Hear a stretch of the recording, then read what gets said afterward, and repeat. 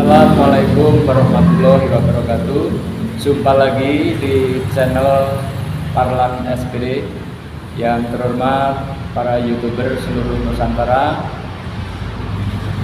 saudara-saudara pelajar seluruh Indonesia, terima kasih kepada saudara-saudara sobat semua yang telah menonton, mendukung video-video saya.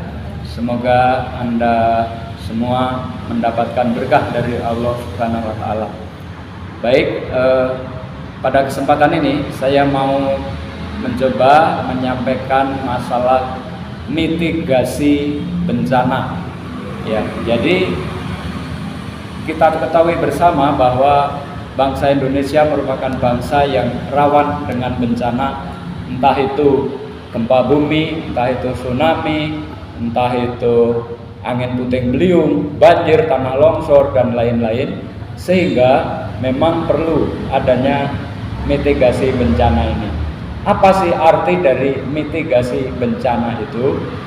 Mitigasi bencana adalah suatu tindakan preventif untuk mencegah terjadinya korban jiwa yang lebih banyak setiap ada terjadinya bencana.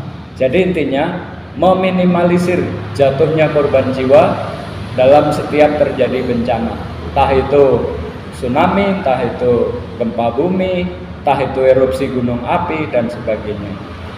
Lalu langkah kita apa, saudara-saudara? Yang pertama, kita mencoba langkah yang pertama, ketika terjadi bencana, sebut nama Allah berkali-kali, sambil jangan panik, tentu tenangkan pikiran, jangan panik, lalu gerak cepat. Kita berusaha gerak cepat mencari perlindungan. Yang keempatnya, ikuti arahan atau petunjuk-petunjuk dari petugas. Biasanya dari pihak penanggulangan bencana sudah sangat lengkap. Kemudian segera berlindung ke tempat yang lebih aman. Ya. Lalu seperti apa yang harus dilakukan? Biasanya ini dari pemerintah daerah sudah membentuk tim-tim khusus, bahkan sudah dilaksanakan yang namanya simulasi, ya, latihan. Misalnya ada gempa, harus seperti apa, ambulan di mana, dan sebagainya dan sebagainya. Ini tentu dari pemerintah daerah sudah sangat waspada, apalagi di tahun 2022 ini Indonesia memang sangat intens sekali, gempa dari mana-mana, di Cianjur, di Garut, lalu di Maluku, dan sebagainya, bahkan di Bali, ya hampir seluruh wilayah. Sehingga mitigasi bencana ini menjadi sangat penting. Ya, jadi tindakan pencegahan itu misalnya kalau tsunami terjadi, ya, biasanya dari alat radar yang sudah dipasang akan memberikan sinyal, ya. Nah, nanti masyarakat harus waspada, terutama yang beraktivitas di wilayah pantai. Pasti akan melihat ada tanda-tanda. Yang paling mencolok adalah air laut itu tiba-tiba surut. Nah, lalu di sana banyak ikan terkapar, ya. Nah, dari situasi itu kita harus sudah tahu bahwa ini akan terjadi tsunami, maka segera keganjilan ini kita atasi dengan lari, menjauhkan diri dari pantai tersebut, ya. Lalu mencari tempat yang lebih tinggi, ya, lari mencari tempat yang lebih tinggi, terus ikuti pemandu dari petugas, arahannya suruh bagaimana, ikuti saja, ya. Seperti itu misalnya tsunami, ya. Tentu tidak mudah, maka setiap langkah kita selalu menyebut nama Allah Sang Pencipta supaya kita dapat perlindungannya. Nah, kemudian banjir juga sama halnya, air juga, ya, keganasan air, ya, kadang bahkan rumah-rumah bisa hanyut, pohon-pohon besar bisa tumbang. Nah, maka bagaimana kita lari, mendengarkan arahan petugas, lalu mencari perlindungan tempat yang lebih aman.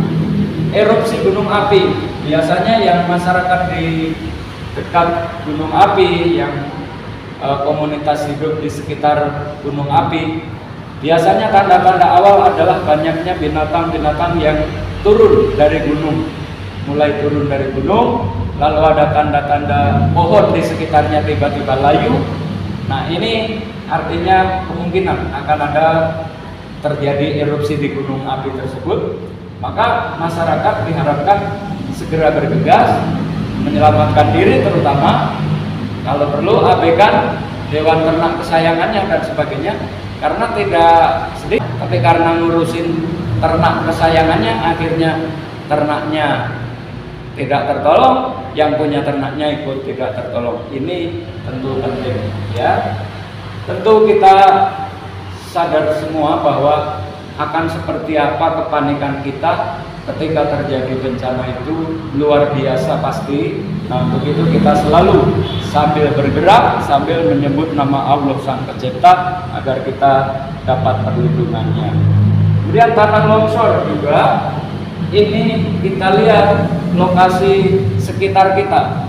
Kadang longsor di titik A, tiba-tiba nanti kita lari ke titik B nyusul longsor susulan. Nah, untuk itu pandai-pandai mencari tempat yang aman sambil sebut-sebut nama Allah Sang Pencipta kita agar kita diselamatkan. Ya, seperti itu. Kemudian kebakaran, ini biasanya kesalahan dari faktor manusia, entah kompor meledak atau entah konsleting listrik, ya ini akan mengakibatkan kebakaran. Langkah yang pertama memang segera selamatkan diri kita. Barang-barang kalau sudah nggak terjangkau, lebih baik jangan, daripada motornya nggak selamat, kita juga kebakar, nanti akan lebih parah lagi.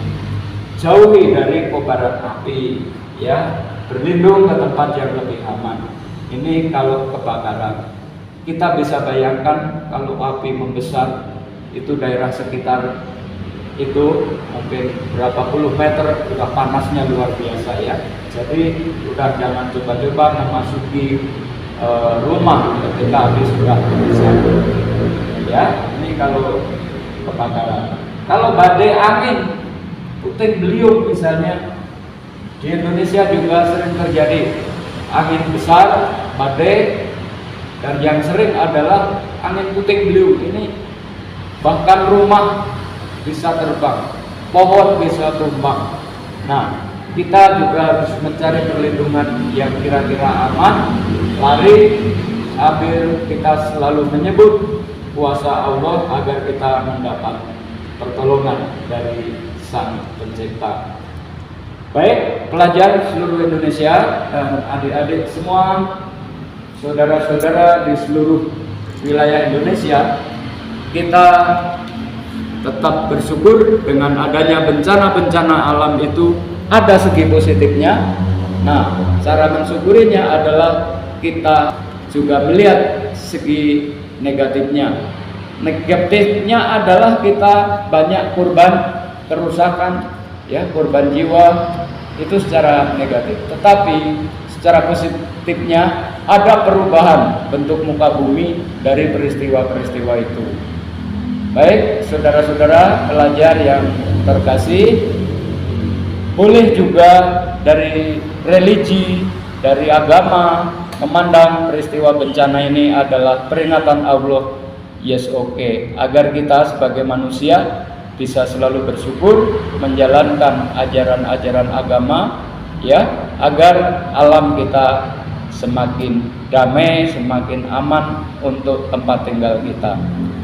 Oke, dari mitigasi bencana yang paling penting kita berserah diri pada Tuhan, namun kita juga harus bergerak sesuai petunjuk-petunjuk dari petugas dan juga dari aparat yang sudah siap membantu kita.